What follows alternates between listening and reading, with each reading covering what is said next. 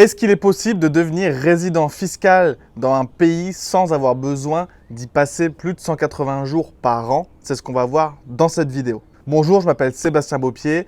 Je suis en ce moment à Asunción au Paraguay. J'accompagne les personnes à obtenir une carte de résident au Paraguay, à créer une société aux États-Unis et bénéficier de tout un tas d'avantages niveau fiscal, sécurité, liberté, etc.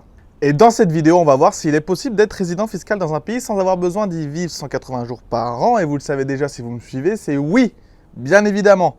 Dans quel pays? Le Paraguay. Alors, je vais vous expliquer un peu les règles du Paraguay. Donc déjà, le Paraguay est un pays à taxation territoriale, c'est-à-dire que tout revenu venant de l'extérieur du pays n'est pas taxé. Donc ça, c'est super, c'est parfait, comme ça, on ne paye pas de taxes sur les revenus. Dans la plupart des pays à taxation territoriale, comme le Paraguay, il y en a plein, hein, tous les revenus venant de l'extérieur du pays ne sont pas taxés. Mais vous avez besoin d'y vivre 6 mois à l'année. Donc c'est pas forcément avantageux, surtout si vous n'aimez pas plus que ça le pays. Les 3/4 des pays à taxation territoriale, vous devez y rester 6 mois à l'année. Vous n'avez pas forcément envie d'y rester 6 mois à l'année. Le Paraguay, il n'y a pas d'obligation. Vous devez simplement, par sécurité, venir dans le pays une fois par an. Ça peut être une semaine par an. Ça peut être 2 jours, ça peut être 3 mois, ça peut être 6 mois si vous aimez le Paraguay. Moi, je sais qu'à partir de maintenant, je vais venir tous les ans 1 ou 2 mois au Paraguay. Parce que c'est un pays que j'affectionne beaucoup. Je devais y venir simplement de 3-4 jours, ça fait 1 mois que je suis ici. Donc c'est que j'aime bien, voilà.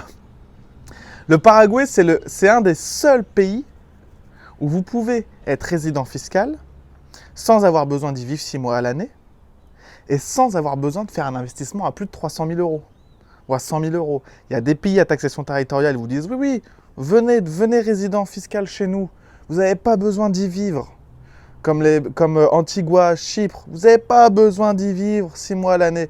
Par contre, vous avez besoin d'acheter une propriété à 300 000. Ah, c'est ça qui est compliqué. Ici, au Paraguay, c'est pas comme ça. Vous devez payer votre carte de résident, mais c'est des montants très peu élevés. Ok? Donc, cette possibilité du Paraguay qui vous dit, bah voilà, vous pouvez être résident fiscal chez nous tant que vous passez nous voir une fois par an, ça vous permet de vivre n'importe où vous voulez après, sans dépasser 180 jours par an dans un pays.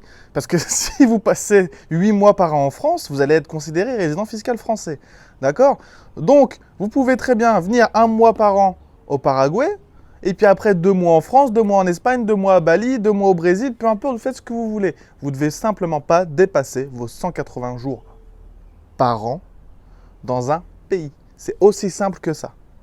Donc voilà, on a répondu à cette question. Courte vidéo, mais très claire, on ne parle pas pour rien. Est-ce qu'il est possible de devenir résident fiscal dans un pays sans y passer 6 mois à l'année et sans investir 100 000, 200 000, 300 000 euros? Oui, il n'y en a qu'une solution, à ma connaissance, c'est le Paraguay.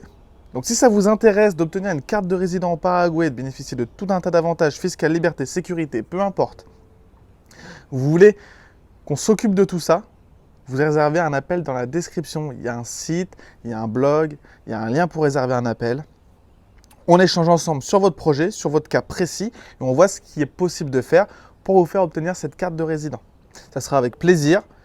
Sur ce, je ne vous embête pas plus longtemps. Je vous souhaite une bonne journée, une bonne soirée. On se dit à bientôt. Ciao.